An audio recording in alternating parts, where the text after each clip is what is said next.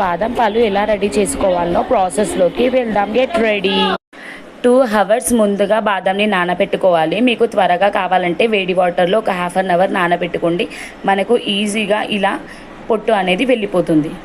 ఇలాంటి ఒక గిన్నె పెట్టి ముందుగా కొన్ని వాటర్ వేయాలి.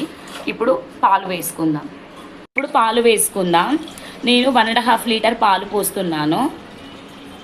ఇందులో వాటర్ వేయట్లే. పాలు పోసుకోవడం అయిపోయింది. ఒక పొంగు వచ్చే వరకు మరిగిద్దాం. బాదం మొత్తం పొట్టు తీసాను. ఇప్పుడు గ్రైండ్ ఎలా చేయాలనో చూపిస్తా. ముందుగా బాదం వేసుకోవాలి. తరువాత కాచి చల్లార్చిన పాలు వేసుకుందాం. కాచి చల్లార్చిన పాలు 2 కానీ 3 యాలకులు వేసుకోండి. ఇప్పుడు కస్టర్డ్ పౌడర్ వేసుకుందాం గ్రైండ్లో.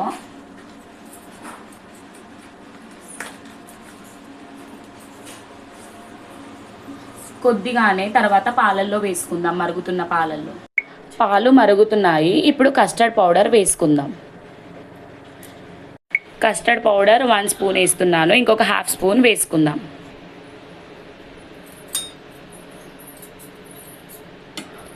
ఉండలు లేకుండా మిక్స్ చేసుకోవాలి. ఇందులో షుగర్ వేసుకుందాం. ఇప్పుడు షుగర్ వేసుకుందాం. ఉండలు లేకుండా కలుపుకోవాలి. కస్టర్డ్ పౌడర్ని మరగనిద్దాం. పాలని ఫైన్ పేస్ట్ చేసుకుందాం. ఇప్పుడు పాలల్లో వేద్దాం. పాలలో వేసుకుందాం పేస్ట్ మొత్తాన్ని. ఇప్పుడు వెనిలా ఎసెన్స్ వేసుకుందాం. మిక్స్ చేద్దాం.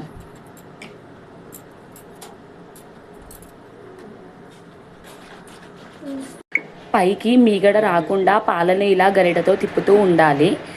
మనం ఇప్పుడు ఇందులో బాదం పాలు మనకు మంచి కలర్లో వచ్చాయి. ఇంకా కలర్ కావాలంటే ఇందులో మీరు కుంకుమ పువ్వు వేసుకోండి. నేను మాత్రం వేసుకుంటలేను. ఇప్పుడు స్టవ్ ఆఫ్ చేద్దాం. స్టవ్ ఆఫ్ చేసాము కదా, ఇప్పుడు ఫ్యాన్ కింద పెట్టి చల్లారనిద్దాం.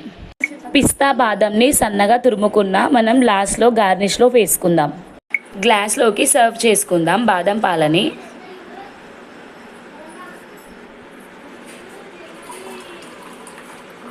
కమ్మటి చిక్కటి బాదం పాలు రెడీ. మీరు కూడా ట్రై చేయండి.